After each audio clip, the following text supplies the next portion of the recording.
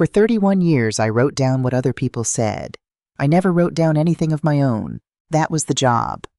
A court reporter sits 3 feet from the witness chair, and she does not have opinions. She swears the witness in.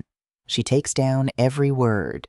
If a man lies under oath, she types the lie exactly the way he said it, and she does not look up from her machine. I was good at it.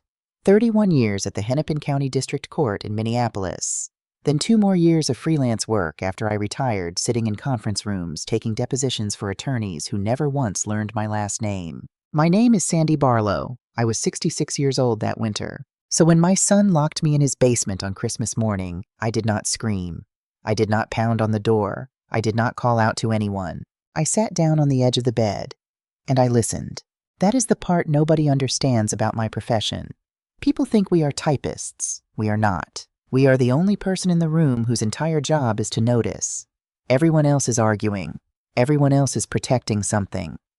The reporter just sits there and takes it all down, and years later, when a judge needs to know what really happened, they do not ask the attorneys. They ask for my transcript. I want you to remember that. It matters later. I had lived in that basement for 6 months, 183 nights.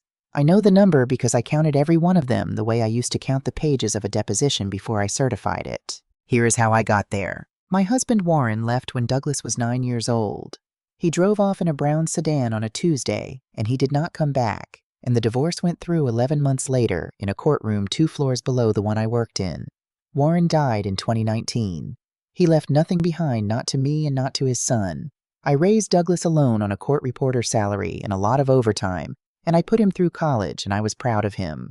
In May of 2024, I sold my house in Bloomington. It was the house I had lived in for 26 years. I signed the deed on the 30th of May, and the money landed in my account on the 3rd of June, and after the mortgage payoff and the closing costs and the commission, I walked away with $290,000. On the 10th of June, I gave all of it to my son, every dollar. I moved it out of my account and into his in one transfer, and I stood in his driveway afterward while he hugged me and told me this was going to be the family house. 3 generations under one roof. My name would go on it. He said it just like that. Your name goes on it, Mom. There was no paper, not one page, not a promissory note, not a deed, not an email. I want you to understand something. I had spent 31 years watching lawsuits that started exactly the way that driveway conversation started. I had taken down the testimony of 100 mothers who handed money to a child and got nothing but a promise. I knew what the inside of that story looked like better than almost any person alive. And I did it anyway, because he was my son, and because I was tired. And because 66 is an age where you start to want somebody to say the words, 3 generations under one roof. They closed on the house in Eden Prairie on the 21st of June. I moved into the basement bedroom 3 days later. And for 6 months, I was very, very quiet. I did the laundry, all of it for 5 people. I ran the dishwasher at night. I made myself small in the way you make yourself small when you are not certain you are welcome. And every time I felt that certainty slipping, I told myself the same thing. You are on the deed. It is coming. He said your name goes on it. Nobody ever showed me a deed. On Christmas Eve, I was in the laundry room a little after 9 at night. The house was loud above me. Whitney had people over women from her design business, and I could hear their heels on the floor over my head and the sound of wine glasses. The laundry room in that house opens into a storage room. Whitney kept her files down there, banker boxes stacked 3 high against the wall, because the upstairs office was really a place to photograph fabric samples and not a place to keep paper. I was moving a basket and my hip caught the corner of a box and the lid slid off and hit the floor. I bent down to put it back. That is all I meant to do. The file on top of the stack was labeled in black marker, Eden Prairie, closing. And sitting right on top of the file face-up was a closing disclosure. I need to explain what happens to a person after 31 years of reading documents for a living. You lose the ability to not read. Somebody hands you a page and your eyes go to the numbers before your brain has any say in the matter. It is not curiosity. It is closer to a reflex, like a knee coming up when the doctor taps it. I did not decide to read it. I was reading it before I stood up. The closing disclosure is a federal form. Every home purchase in this country generates one, and it is 5 pages of numbers in a fixed order, and I had watched attorneys walk witnesses through hundreds of them. Purchase price, $670,000. Loan amount, $612,000. Cash to close, down payment, $58,000. I read that line 3 times. Then I sat down on the concrete floor of my son's laundry room in my nightgown, with a basket of his children's towels next to me, and I did the arithmetic that a 9-year-old could do. I gave him $290,000. $58,000 went into this house. $232,000 was not here. The washing machine ran through its cycle above the sound of my own breathing. Upstairs, somebody laughed at something and the floor creaked. And this is the part where the job saved me, and I did not even know it yet. I did not confront anybody. I did not carry the page upstairs. I did not cry, though I wanted to badly. I stood up and I got my phone and I photographed every single page. All 11 pages of the file in order, page numbers visible in the frame. Nothing cropped, nothing skipped, including the pages I did not care about. Because that is what you do with evidence. You do not take the page that proves your point.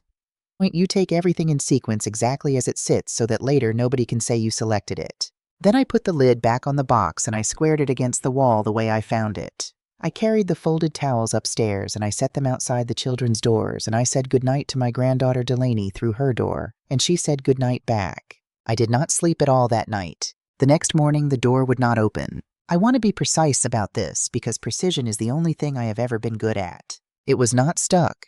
It was not swollen with humidity.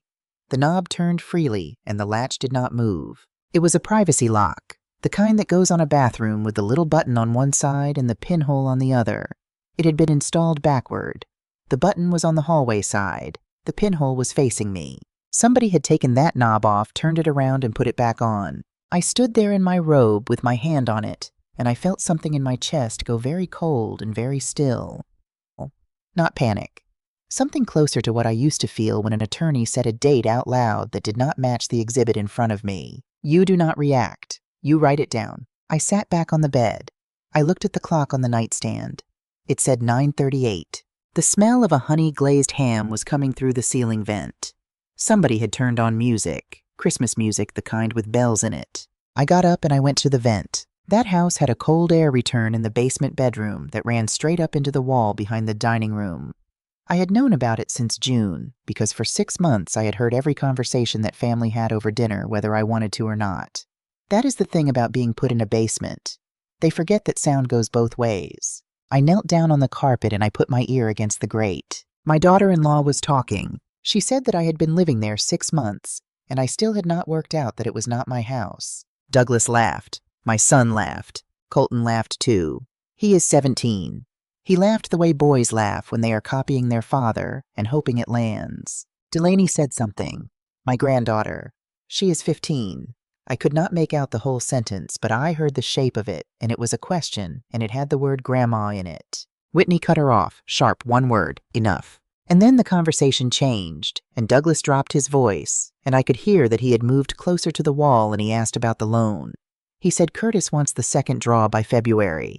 Whitney said something I did not catch, and then my son said low, and I could hear the fear in it, what if she asks for it back? And my daughter-in-law said this. She signed the letter. She has no claim. That was over in June. I stayed on my knees on that carpet with my ear against a metal grate, and I felt my whole body go quiet. I had not signed a letter. I had not signed anything since the deed on my own house on the 30th of May. There had been no paperwork of any kind after that. No attorney, no notary, no envelope, no pen. I would have remembered. Signing documents is not a small event to a woman who has spent her life watching what documents do to people. I got up off the floor. My knees hurt. I went to the dresser and I took out my work journal. I should tell you about the journal because everything that happens after this comes out of it. A freelance court reporter bills by the session. Half-day, full-day, expedited rough draft. If you do not keep a running record of what you worked and when you do not get paid, and you cannot defend an invoice when a firm disputes it. So from my very first year, I kept a hardbound journal with dated entries in blue ink. Never loose paper, never pencil, never a phone app. Blue ink in a bound book, 1 line per job, because a bound book with sequential dated entries is a business record, and a stack of loose notes is nothing at all. 33 years of those journals were sitting in a cardboard box in that basement because they were the only thing besides my clothes that I brought from Bloomington. I opened the current one to a blank page. I wrote the date. I wrote the time, 9:41 in the morning. And I wrote down every word I had just heard in order as close to verbatim as I could manage the way I had done it 10,000 times for other people. And then I did something that I need you to understand because a lot of people have asked me about it since. I did not record them. I had my phone in my hand. Minnesota is a one-party consent state, which means you may record a conversation you are a part of. I knew that cold. Everybody in my line of work knows that cold. But I was not a part of that conversation. I was a woman on the far side of a wall listening through a heating duct. That is not one-party consent. That is something else. And I had raised my right hand and sworn in something like 9,000 witnesses over the course of my life. I had told 9,000 strangers to tell the truth and then held them to it. I was not going to break my own rule at 66 years old because my feelings were hurt. So I wrote it down instead, in blue ink in a bound book with the date and the time. That decision cost me nothing at the moment I made it. It gave me everything 11 months later. Then I got up and I packed. There was no trellis outside that window. There were no grapevines and no roof to climb down to. This is a basement bedroom in a house built in 2011 in Eden Prairie, Minnesota, and it has exactly one thing in it that matters when you want to leave. Every finished basement bedroom in this state is required by residential code to have an egress window. A window large enough for a firefighter in full gear to climb in through opening into a window well with a ladder or steps built into the side. That is not a design choice. That is code. You cannot legally call a basement room a bedroom without one. I had slept underneath that window for 183 nights. I had looked at it every single night before I turned off the lamp. I do not think I ever admitted to myself why. I pulled the desk chair over. I unlocked the sash and slid it open, and the cold came down into that room like water going into a hole. The window well was full of packed snow, and the steps in the concrete were where I knew they would be. I put my suitcase up and over first. Then I put both arms on the sill, and I got one knee up, and I was 66 years old, and it was ugly, and it took me a long time, and I scraped my shin badly enough that it bled through my slacks. But I got out, on my own through a code-required opening using my own arms. I stood up in the side yard in 11-degree air with snow in both shoes. I could hear them through the dining room window.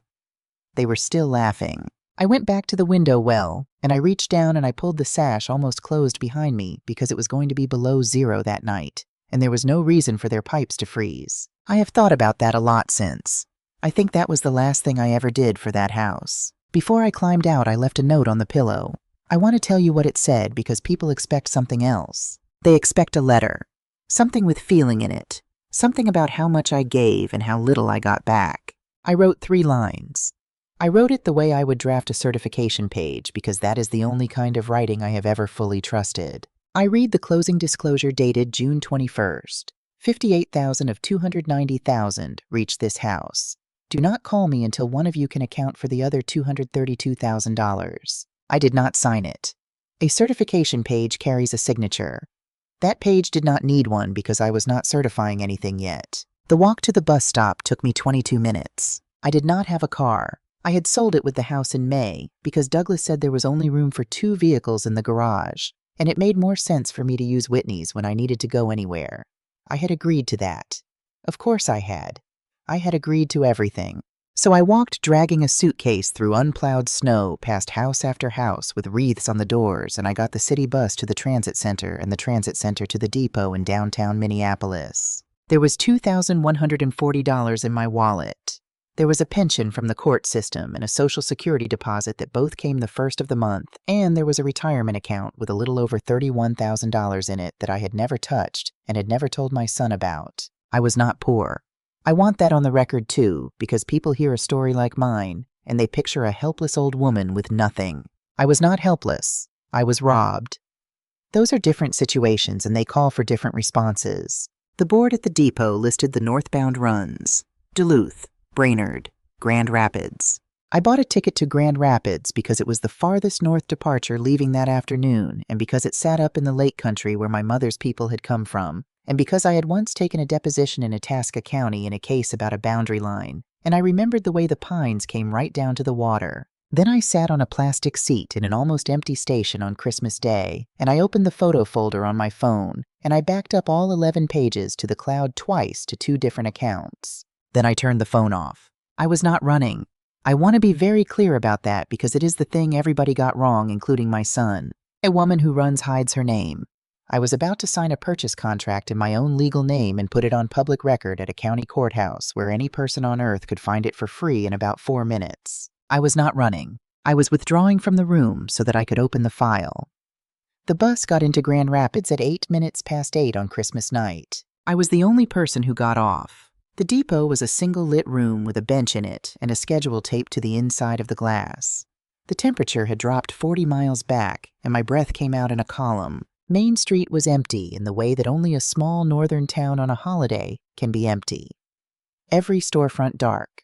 Snow banked up along the curbs in long gray ridges. Somewhere behind the buildings a plow was working, and the sound carried the way sound carries when there is nothing else out there to absorb it. The Birch Row Inn sat on the corner with one lamp burning in the front window. The woman behind the desk was about 70 with white hair cut short and reading glasses pushed up on her head and a paperback face down on the counter to hold her place. She looked up when the bell over the door went off, and she looked at me, and she looked at the suitcase. She did not ask me anything. That is the thing I remember most clearly about Adele Sorensen. She did not ask. She said her name and she said $68, and that included breakfast, and she slid the register across the counter and she said the radiator in room 7 runs hot and I should crack the window if I woke up sweating. I wrote my real name on the line, Sandy Barlow. I did not even hesitate over it. Then she said one thing and only one while she was pulling the key off the board. She said the restaurant on the corner stays open until 11 on Christmas for people who do not have anywhere to be, and that she ate there herself most years. I went up to room 7 and I sat on the end of the bed with my coat still on for about 20 minutes. Then I went and ate a plate of pot roast across the street at 9:30 at night on Christmas Day, alone in a booth by the window, and I did not cry there either. I did not cry for 11 months. I want to be honest about that because I know how it sounds. It was not strength.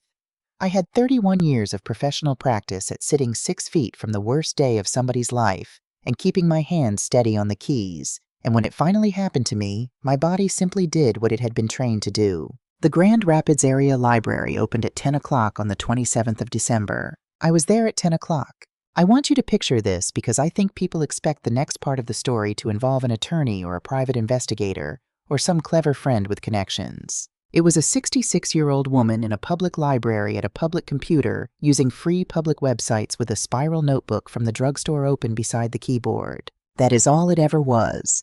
That is all it ever needs to be.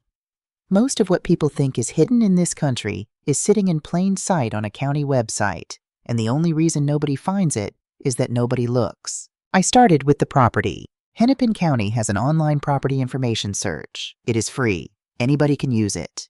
You type in an address and it gives you the parcel, the taxpayer of record, the sale history, and the documents recorded against the title. I typed in my son's address in Eden Prairie. The deed came up.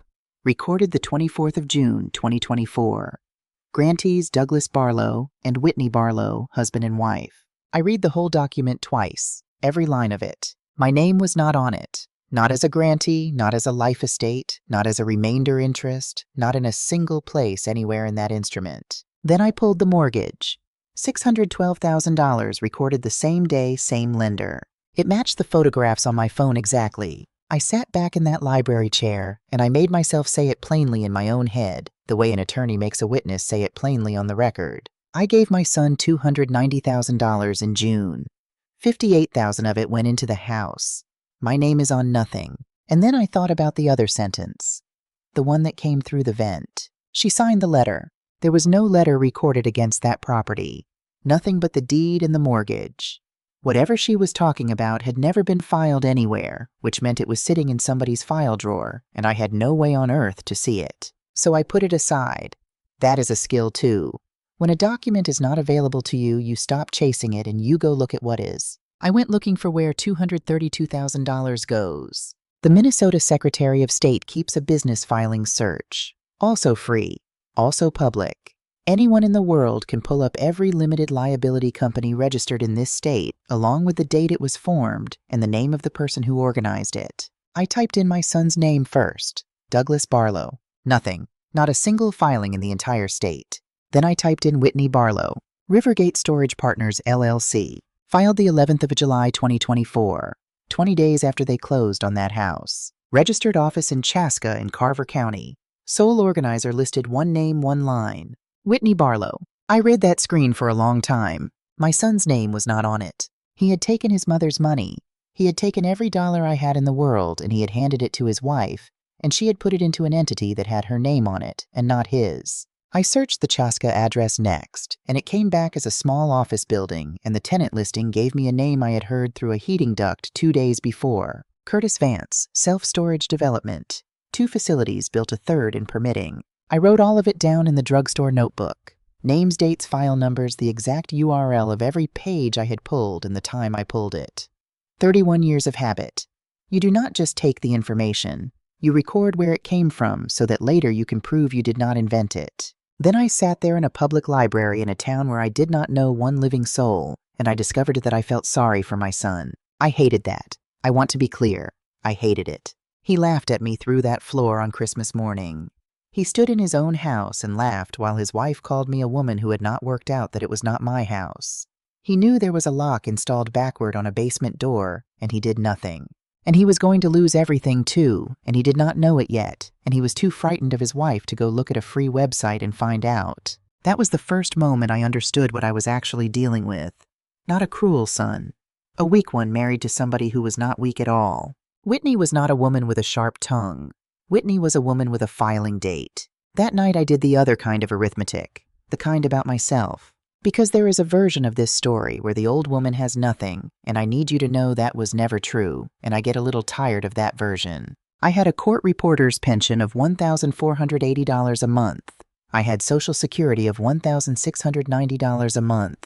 Both of those hit my own account in my own name on the first, and no one on this earth could touch either one. And I had a retirement account with $31,200 in it. I had never told Douglas about it. I had never told anybody about it. When I handed him the house money, I kept that account back, and I have thought a great deal about why, and the only honest answer I have is that some part of me that had sat through 31 years of testimony did not entirely believe him, even while I was making the transfer. I was not a helpless woman. I was a robbed woman with $3,170 a month coming in and $31,000 in reserve. Those are 2 completely different situations, and they call for 2 completely different responses. A helpless woman needs rescuing. A robbed woman needs a plan. I called Harriet Dunlap on the 2nd of January, and she came by the inn the next morning in a red pickup truck with a magnetic sign on the door. She was 62 in a wool hat and steel-toed boots, and she had been selling land in Itasca County for 29 years. She talked the whole time she drove, and about a third of it was useful, and none of it was nosy. She showed me 3 places. The first was a lake cabin with no insulation and a septic system that had failed twice. The second was a ranch house on a county road sound enough and completely without a soul sitting 11 feet from a snowplow route. The third was 8 miles north of town at the end of a gravel road. White clapboard 2 stories built in 1919. Green shutters. A porch that wrapped around 2 sides and sagged at the northwest corner. A red barn behind it with the roof still true. 12 acres, most of it open with the tree line coming down to a small kettle lake at the back of the property. I stood in the yard in 10 degrees with my hands in my pockets, and I knew. We went inside. Wallpaper with small roses, wide plank floors that needed refinishing. A galley off the dining room with painted cabinets and a cast iron sink, and on the windowsill above that sink, somebody had left a small ceramic rooster with the paint worn off its comb. The woman who lived there was named Ingrid Halverson. She had moved into that house as a bride, and she had stayed 61 years, and she had raised 7 children in it, and she had died there in April. Harriet told me all of that on the porch on the way out, and then she told me the rest of it because Harriet Dunlap does not waste your time. The estate was asking $168,000, and there was another buyer, cash, no financing contingency, $175,000 above asking, ready to close in 14 days. The estate had already indicated it would take it, and the paperwork was being drawn. Harriet said she was sorry, and that she should have led with it, and that she brought me out anyway because she thought I ought to see the place before somebody else got it. I asked her who the buyer was. She said a developer out of the Twin Cities. He wanted the lake frontage. He had a plan to split the 12 acres into 6 lots and put a shared access road down the middle of it. Then she said his name, Curtis Vance. I did not say one word to Harriet Dunlap about that name. Not one. I stood on Ingrid Halverson's porch with my heart going, and I said something ordinary about the roofline, and I got in the truck and I rode back to town. But I will tell you what I was thinking the whole way. I was buying it with my money. Not directly. I could never have proved that then, and I am not sure I could prove it now. But the man building storage units with $232,000 that came out of my house in Bloomington was about to take the only thing I had wanted in 6 months and cut it into 6 pieces. On the 8th of January, I walked into the Itasca County Courthouse at 9 in the morning. Here is what 31 years in courthouses does to a person. It takes the fear out of the building. Most people will never walk into a county courthouse in their whole life unless somebody makes them. They think it is a place you get summoned to. They do not know that the doors are open and that the clerks are paid with public money and that most of what is inside those file rooms belongs to all of us and can be pulled by any citizen who walks up and asks correctly. I knew exactly who to ask and exactly how to ask it. The probate division was on the 2nd floor. The clerk was a man named Merle Ostrand in his 50s with a cardigan and a mug that said "World's Okayest Fisherman." I asked him for the file in the estate of Ingrid Halverson, deceased April of 2024. He asked if I was a party. I said no. I said it was a public record and I would like to view it. And he said of course it is, and he went and got it, because it is, and because that is his job, and because a will that has been filed with a court is not a private document in this state or in any other. I sat down at a table by the window with an estate file in front of me, and I read it the way I have read 10,000 exhibits. Ingrid Halverson died the 9th of April 2024. Her son Elmer was appointed personal representative in May. Notice to creditors was published in the Grand Rapids paper, and the 4-month claim period had closed on the 15th of August, which meant the estate was clear to convey. Her will was executed in 2011. It was 11 pages. Most of it was ordinary. Article 7 was not ordinary. Article 7 said that the homestead parcel and all 12 acres were to be conveyed as a single undivided tract, and that any deed out of the estate was required to contain a permanent restrictive covenant against subdivision running, with the land binding on all future owners. She wrote it in 2011, 13 years before she died. She was 79 years old when she signed it. I sat in that courthouse and I looked at that paragraph and I understood exactly what that woman had done and why. She raised 7 children on that ground. She knew what she had, and she knew that the day she was in the earth, somebody was going to come up that gravel road with a plat map and a plan to put 6 lake lots on it, and she reached forward 13 years and she stopped him. Curtis Vance could not buy that farm, not because he lacked the money. He had the money. He could not buy it, because the only thing he wanted it for was the one thing the seller had no legal power to give him. The personal representative cannot convey around a restriction in the will that appointed him. If Elmer Halverson had tried, any one of his 6 siblings could have objected, and every one of them was a beneficiary under that same document. Article 7 was not a preference. It was a wall. I asked Merle Ostrand for a certified copy. It cost me $14. Then I walked 4 blocks in the cold to Harriet Dunlap's office, and I put it on her desk. She read Article 7 standing up. Then she sat down and read it again. She said in a very flat voice that the developer's attorney had not pulled the probate file. I said I assumed he had not. She asked how I knew to look, and I told her the truth, which is that a will filed with a court is a public record, and that I spent 31 years in rooms where the whole case turned on a document somebody was too busy to go read. Vance withdrew the following week. He did not fight it. There was nothing to fight. He wanted 6 lots, and he could only ever have 1 parcel, and the moment his own attorney read Article 7, the deal was finished. I offered $158,000. The estate took it on the 15th of January, and here is why. Not because of the price, because the will itself gave the personal representative the express power to sell on a contract for deed, and because 7 adult children in 3 states wanted a monthly payment and a clean file more than they wanted to wait for another buyer to appear in the middle of a northern Minnesota winter. Contract for deed. 15 years, 6.5%, $12,000 down out of my retirement account. $1,272 a month against $3,170 a month coming in. Tight, not impossible, tight. We closed on the 14th of February, and the contract was recorded at the Itasca County Recorder's office that same afternoon. I did not win that farm because I was clever, and I did not win it because I got lucky. I won it because a woman who had been dead for 10 months put a sentence in a document 13 years earlier, and I was the only person in the entire transaction who walked up 2 flights of stairs and read it. My son found me 6 days later. Of course he did. That is the whole point. A contract for deed is a recorded instrument. My legal name went into the grantee index at the Itasca County Recorder on the 14th of February, and it was searchable for free from any computer in the world by the 15th. He called on the 20th, then twice more that afternoon, then twice on the 21st. I never answered, but I want to correct something that everybody assumed later, including him, including his attorney, and including the woman he is married to. I was not hiding. I had never hidden a single day.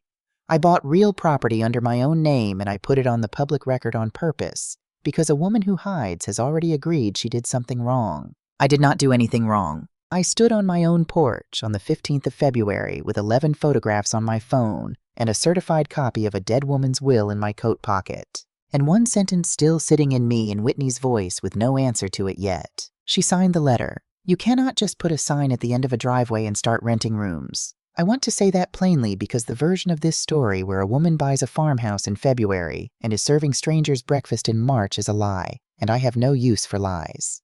I filed with the Minnesota Department of Health on the 3rd of March, a lodging establishment license.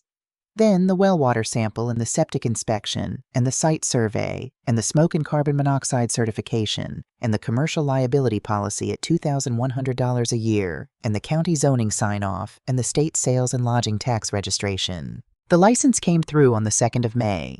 Halvorsen House opened on the 16th of May, 2025, with 3 guest rooms at $135 a night. I turned 67 in March. I spent that birthday on a ladder scraping paint off the north gable, and I do not think one living person knew what day it was, and it was the best birthday I had ever had. Roberta Pike came the 18th of May and stayed 9 days. 63 retired after 30 years as a court administrator down in Anoka County, driving the North Shore alone for the first time in her life. We sat at the oak table until midnight, most nights 2 courthouse women who had spent our careers on opposite sides of the same hallway. She said something that week I did not understand the value of yet.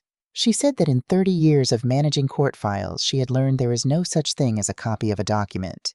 There is the instrument, and there is a picture of the instrument, and people lose everything by treating them as the same thing. Nadine Colvin came the 24th-47, a labor and delivery nurse from Duluth in the 2nd month of a separation, who cried in the barn on her first afternoon and thought I had not heard her. Beverly Tate came the 2nd of June. 71, a widow out of Bemidji who had spent 40 years watching her husband work wood and then taught herself to do it after he died. She rebuilt the northwest corner of my porch in 11 days and would not take $1 for the labor, so we called it room and board, and both pretended that was even. 3 women in 3 weeks, none of them running, all 3 of them rebuilding. Douglas and Whitney came on the 20th of May. I heard the car on the gravel before I saw it. Out there you hear everything. I was on the porch with a paintbrush and I did not put it down. I want that detail in because I had thought about that moment for 5 months, and in every version of it I imagined I would be doing something dignified, and instead I had white paint on both wrists. Before they were out of the car, I took my phone out of my apron pocket and I started a voice recording, and I set it on the porch rail. Minnesota is a one-party consent state. A person may record any conversation she is a participant in. I was about to be a participant in this one, and I had spent 5 months refusing to record a conversation I was not a part of, and I was not going to be squeamish about the one I was. Whitney came up the walk first. She had on a coat that cost more than my monthly payment on that farm. She did not say hello. She said they had been trying to reach me since February. I said I knew. Douglas said the house looked good. He said it 3 times in about 90 seconds, and each time it got smaller. Then Whitney took a folder out of her bag and she got to the actual reason a woman like that drives 4 hours north on a Tuesday. She said there was a document I needed to sign. She called it a formality. She said the lender required a written waiver from any person who might assert a claim against the Eden Prairie property, and that it was standard, and that it would take 90 seconds and she had a pen. And I understood the entire shape of it in one breath. Curtis Vance was refinancing to open a second phase. The bank had run a title commitment. Somewhere in that file, somebody had flagged that $290,000 had come out of a 66-year-old woman's house and into that transaction 11 days before closing, and the underwriter had said no thank you, not until she signs a waiver. They did not drive up here to apologize. They drove up here because a bank would not close without my signature. I asked her one question. I asked her what happened to the money. She said the money was invested. I said I was not asking what it was doing. I was asking where it went because $58,000 of it reached that house, and I had read the closing disclosure myself. And I watched my son's face. I have watched 9,000 people receive information in a room where they were not allowed to react. I know exactly what it looks like when a person hears a number for the first time. Douglas did not know. He knew the money had moved. He did not know how much of it never touched the house. He turned to his wife and he said her name like a question, and she did not look at him at all. She looked at me and she said in a completely level voice that I had signed a gift letter in June of last year, that it was notarized that she had the original, and that I had no interest in that property and never had. I said I never signed a gift letter. She said, then prove it. And she put the folder back in her bag and she said we could do this the easy way today, or I could spend money I did not have talking to a lawyer, and she walked back down to the car. Douglas stood there another few seconds. He said, Mom, and then he did not have a second word, and he went too. Nothing got signed. They drove out and the dust came up off that gravel road and hung there a long time in the evening light. I picked my phone up off the porch rail and I stopped the recording and I stood there with a paintbrush in my other hand. She had made one mistake, only one. She told me it existed. Ruth Ann Stoddard practiced out of a second-floor office over a bakery on Northwest 4th Street. 57 years old elder law, 22 years in Itasca County. I paid a $5,000 retainer on the 27th of May out of what was left of my retirement account, and it hurt. She gave me the bad news first, and I have respected her ever since for it. She said I was going to hate the first thing she told me. She said I was not a vulnerable adult under Minnesota law. 67 years old, mentally competent, driving myself, managing my own money, operating a licensed business with a state permit on the wall. The statute is written for people who cannot protect themselves, and I could plainly protect myself, and the fact that I had been treated abominably did not change one word of the definition. So there was no financial exploitation charge. No county attorney was going to touch this. Nobody was going to be arrested for taking $232,000 from me because I had handed it to him with my own two hands, and I had been of perfectly sound mind when I did it. I said that was the most Minnesota sentence I had ever heard. She said the road was civil and only civil, unjust enrichment, constructive trust, promissory estoppel, which is the legal name for a promise you reasonably relied on to your own ruin. 6-year statute of limitations running from June of 2024, so I had until 2030. Then she told me the second thing, and she did not soften that one either. She said an oral promise is the weakest evidence in American law. 2 people in a driveway, no witness, no writing. My word against theirs. And she said if the other side ever produced a signed writing, any signed writing that contradicted my version, we were finished. A court will take a document over a memory nearly every time, and it should because memories bend and paper does not. I told her about the gift letter. Ruth Ann put her pen down and looked at me for a while. She said, then let us find out if it exists. The demand letter went out on the 18th of June. The response came on the 26th from a firm in Minneapolis with 4 names on the letterhead. 2 pages of very polite language, and behind it, 1 exhibit. Ruth Ann called me at 7 in the morning and asked me to drive in. It was a single page, photocopy. At the top it said gift letter, dated the 14th of June, 2024. The body said that Sandy Barlow made an unconditional gift of $290,000 to Douglas Barlow. No expectation of repayment. No interest retained in any real property acquired with the funds. Language I had heard read into the record in a dozen mortgage cases lifted whole correct in every particular. At the bottom was a signature. It was mine. Not something like mine. Mine. The long loop on the S that I have made the same way since I was in high school. The way the Y at the end drops below the line and hooks back. The little break between the first name and the last name where I always lift the pen. And under it a notarial block. Signature printed name commission expiration and a stamp. Tamara Boyce, Notary Public State of Minnesota, Carver County. I sat in that office and I looked at my own handwriting on a document I had never seen in my life, and for the first time since Christmas morning, something in me actually moved. Because there are only 3 explanations for a page like that, and I ran all 3 of them right there at the table the way you do. 1, I signed it and forgot. 67 years old. $290,000. A notary. That does not happen, not to me. Not to a woman who has kept a dated business record every working day since 1991. 2. Somebody put it in front of me inside a stack and I signed it without reading. Except I had not signed anything in any stack after the 30th of May. There was no closing to hide it in. I was not in a room with a pen. 3. It was not real. Ruth Ann said the thing I already knew and did not want said out loud. She said a notarized writing against an oral promise is not a close case. She said if we filed on Monday, we would lose on Monday. She said that a judge would look at that page and see a competent woman who gave her son a gift and later regretted it. And there is a name in the law for that, and the name is nothing. Then she said the only thing left. She said we do not attack the signature. Everybody attacks the signature, and everybody who attacks the signature loses, because handwriting arguments turn into one expert against another expert and juries hate them. She said we attack the day. She said a notarization is not a decoration. Under Minnesota law, the person signing has to physically appear before that notary. Not on the phone, not by mail, in the room. So the question was not whether that was my signature. The question was where I was on the 14th of June, 2024. I drove home. 40 minutes of county road with the windows down, and I did not turn the radio on once. That night I sat at the oak table with a cup of coffee going cold in front of me, and I did what a court reporter does when two sworn accounts do not match. You do not ask who is lying. That is the amateur question. Everybody in the room already has a theory about who is lying. You ask what actually happened that day, hour by hour, and then you go find the record. There is always a record. That is the whole reason my profession exists. I got up and I went to the front room and I stood in front of the shelf where I had stacked 26 cardboard boxes out of a basement in Eden Prairie.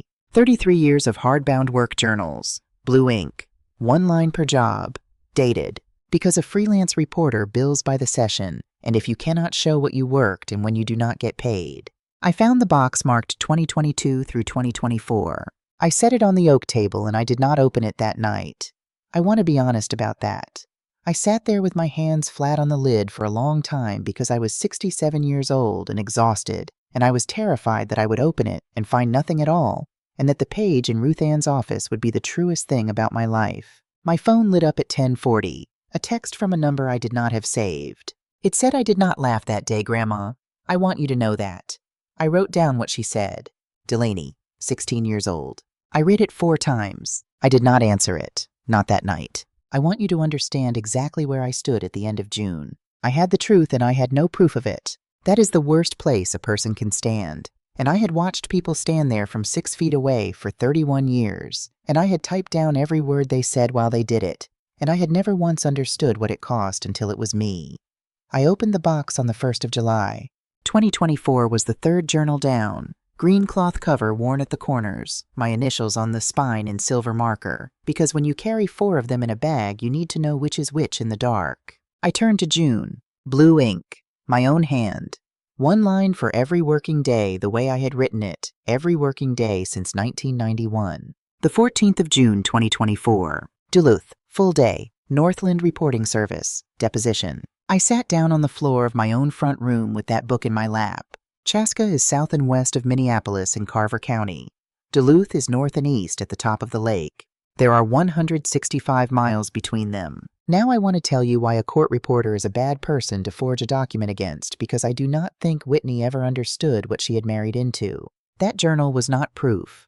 A journal is a personal record. Any attorney in this state would stand up and say I could have written that page last Tuesday, and he would be right to say it, and a judge would agree with him. But the journal was not the evidence. The journal was the index. I called Verna Kessler on the 2nd of July. She has owned Northland Reporting Service since 1998, and she took my calls for 20 years, and she did not need me to explain who I was. I told her I needed a certified copy of a transcript I had taken on the 14th of June, 2024, and that I needed the full certificate page, and I needed it certified by the agency, not by me. She said, give me 2 weeks. It came on the 21st of July in a flat cardboard mailer, 211 pages. A commercial contract dispute in St. Louis County District Court. Page 1, the caption, the date, the location, Duluth, Minnesota. Page 2, the appearance page. 4 attorneys named and identified by firm, the witness named, and in the standard block at the bottom, the officer before whom the deposition was taken. Sandy Barlow, registered professional reporter. The proceedings commenced at 4 minutes past 9 in the morning. The record reflects a recess at 12:17 and resumption at 1:06. The proceedings concluded at 4:20 in the afternoon. And the last page, the reporter's certificate. The sworn statement in my name that I administered the oath to the witness that I recorded the proceedings and that the transcript is a true record. Signed by me, dated by me, the 14th of June, 2024. I want you to sit with what that is. That is not a diary. That is not a receipt. That is not a photograph of a woman standing in front of a landmark. That is a legal instrument created by me in my official capacity, filed with a licensed agency that is required to retain it, placing me in a specific room in a specific city for 7 hours and 16 minutes of a specific day, witnessed by 4 attorneys and a deponent, any one of whom could be subpoenaed to say yes. She was there, I remember her, she sat by the window. For 31 years, I put other people on the record. On the 14th of June, 2024, I put myself on it, and I did not know I was doing it, and I did it in the ordinary course of a Friday. Then I did the last piece myself at the library in about 6 minutes. The Minnesota Secretary of State maintains a free public search of notary commissions. You type in the name and it returns the commission number, the county, and the expiration date. Tamara Boyce, commission active, registered in Carver County, business address in Chaska. She was real, she was licensed, she was in good standing. And under Minnesota law, the person whose signature is being notarized must personally appear before that notary at the time of the act. Not by telephone, not by mail. In the room in the flesh with identification. I have watched notaries certify documents in courthouses for 3 decades. I have never once seen one where the signer was 165 miles away taking a deposition. There was no conflict to resolve. There was no failure of memory to work around. There was one fact, and the fact was that the woman who signed that gift letter was not me. Ruth Ann said we needed one more thing, and she was right, and it cost me $4,200 I did not have. I hired Lorraine Whitfield out of St. Paul, 61 years old, forensic document examiner, 26 years court qualified in 4 states. She does not work from one sample. Nobody credible does. She asked for authenticated exemplars, meaning signatures whose provenance can be established independently of the person claiming them. I gave her 6. The certificate pages from 4 separate deposition transcripts, all held by the agency. My signature on the lodging establishment license application on file with the Minnesota Department of Health. And my signature on the contract for deed recorded at the Itasca County Recorder. 6 signatures in 3 sets of hands other than mine, none of them under my control. Her report came on the 26th of August. The signature on the gift letter was not a natural signature. It was a traced signature. She identified the source. She was able to identify the source because the source was a public record. It was traced from this warranty deed I signed on the 30th of May, 2024 when I sold my house in Bloomington. That deed was recorded in Hennepin County. Anyone on earth can pull it up on a county website and print it for free. The indicators were the ones examiners look for and the ones a forger cannot avoid. Tremor along the strokes from a hand moving slowly instead of writing at speed. Pen lifts in places where no writer lifts. Blunt starts and blunt stops instead of the tapered entry a moving pen leaves. And the thing that ends the argument. The letters lined up with the exemplar to a degree that does not occur in nature. A person does not sign her name the same way twice. Not ever. Not once in her life. 2 signatures that match perfectly are not 2 signatures. They are 1 signature and a copy of it. Whitney had gone to a free county website, printed my own deed, and drawn my name onto a page. Ruth Ann laid it out for me in about 1 minute. Forgery of a document affecting an interest in real property is a felony in Minnesota. The act occurred in June of 2024. The criminal statute of limitations is 3 years. We were well inside it. And Tamara Boyce in Chaska had notarized an appearance that did not happen, which puts her commission and her own liability squarely on the table. I asked Ruth Ann what happens now. She said now we file. And I said no, not yet. First we record. This was mine. I want that on the record too because it was not the lawyer's idea. It was mine, and it came from 31 years of sitting in rooms listening to real estate cases. And here is what those 31 years taught me. A judgment takes years. A judgment is a piece of paper at the end of a war. The thing that actually moves people is much smaller and much faster, and it is called a notice of lis pendens. It is 1 page. It says that a lawsuit affecting the title to this property has been filed. You record it in the county where the land sits, and from that moment forward, the property cannot be sold and it cannot be refinanced because no lender in America will close over a cloud on title. We filed the complaint in Hennepin County District Court on the 4th of September, 2025. Unjust enrichment, constructive trust, promissory estoppel, fraud. And that same afternoon, I drove 3.5 hours south by myself, and I walked into the Hennepin County Recorder's office, a building I had walked past several thousand times in my working life, and I handed the notice across the counter and I paid the recording fee out of my own purse. $46. $290,000, 6 months of laundry. A lock turned backward on a basement door, and a woman drawing my name off a public website with a pen. $46, and I did it standing up. On the 9th of October, the bank financing Curtis Vance's second phase ran an updated title commitment on the collateral. They saw the notice. They were out inside 48 hours. Vance terminated the partnership 11 days later. He had 2 facilities operating and a third in permitting, and no interest whatsoever in a lawsuit about where his partner's capital came from. And Douglas had signed a personal guarantee on that loan. I did not burn anybody's house down. I did not go on the internet. I never once called them. I filed 1 page in the correct office. He drove up alone on the 18th of October. No call first. He sat at the oak table, and he was thinner than he had been in May, and he did not touch the coffee I put in front of him. He told me the truth, and I will give him that much. He told it in order, and he did not decorate it. He did not know about the gift letter until July, when the firm sent the exhibit, and he saw it for the first time in his own lawyer's office. He knew the money had moved out of the house purchase. He knew that in June of last year. Whitney told him the project would return it in 2 years, and he decided to believe her because the other option was a conversation he was afraid to have with his own wife. And then he told me the last part. He said he was standing at the bottom of the stairs on Christmas morning. He knew the lock had been turned around. He heard me at the vent. He said he did nothing because it was easier. He said he was sorry, and he said it plainly without asking me for anything, which is the only version of that sentence that has ever been worth hearing. I did not forgive him at that table. I want to be honest about it. I have read too many transcripts where somebody says the right words in the right order at the right moment, and everybody in the room decides to feel better. I said one thing to him. I said, "You think I am angry about the money?" He looked at me, and he did not have an answer, and I did not give him one. We mediated on the 20th of November in a conference room on the 11th floor of an office tower in downtown Minneapolis. I have been in perhaps 4,000 rooms exactly like it. When I walked in, I sat down at the head of the table in the chair at the short end closest to the door. It was where the reporter sits. I did it without thinking, and I was halfway through pouring water before I understood what I had done, and I decided to stay there. Ruth Ann laid 4 things on that table in order the way you build a record.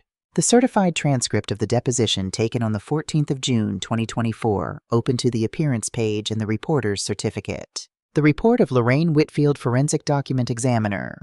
The Secretary of State printout showing Tamara Boyce's commission registered in Carver County. And a green cloth journal, open to June blue ink in the handwriting of a 67-year-old woman who has never in her life thrown one of them away. Whitney's attorney read for about 9 minutes. Then he asked for 15. I came back alone. We settled that afternoon. A consent judgment in my favor for $290,000 secured by a second mortgage recorded against the Eden Prairie property payable over 12 years. I could have forced the sale of that house. Ruth Ann told me so, and she was right, and I said no. 2 children live in it.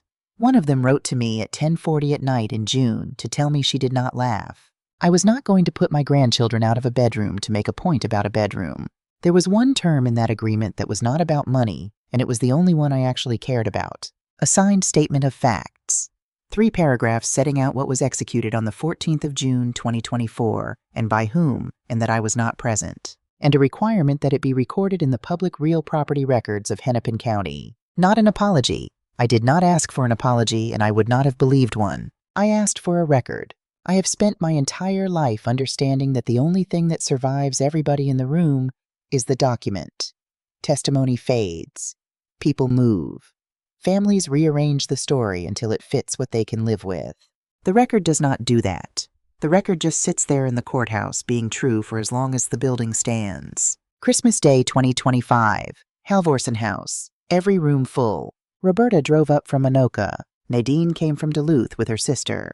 Beverly Tate arrived 4 days early and rehung the front door because she said it had been catching all summer, and she was right. It had been. Douglas came, 42 years old. Colton 18, Delaney 16. They paid $135 a night, 3-night minimum, same as everybody, and Douglas washed dishes on the 24th without being asked and did not make a speech about it. Whitney did not come. She has not come since. I am not going to tell you she changed because she did not, and I have no patience left for stories where the cruel person becomes kind in the last 5 minutes. After breakfast, Delaney handed me an envelope. Inside was a document with a raised seal on it. She had driven to the Hennepin County Recorder's office by herself in her mother's car and asked the clerk at the counter for a certified copy of an instrument recorded in November and paid for it out of her own money.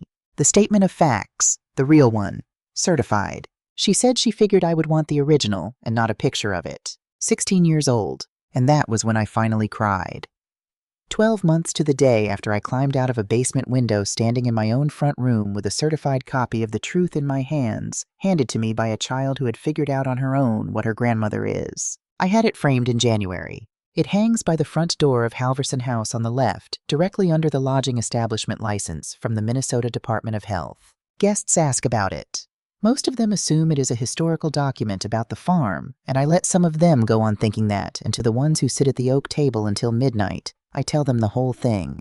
I am 68 now. There is a monthly payment of $1,272 against 12 acres and a barn and a small lake at the back of the property, and I have made it on time every single month. Ingrid Halverson kept this land whole with one paragraph she wrote 13 years before she died, and she never knew who she was protecting. For 31 years, I sat 3 feet from the witness chair, and I wrote down what everybody else said, and not one word of it was ever mine.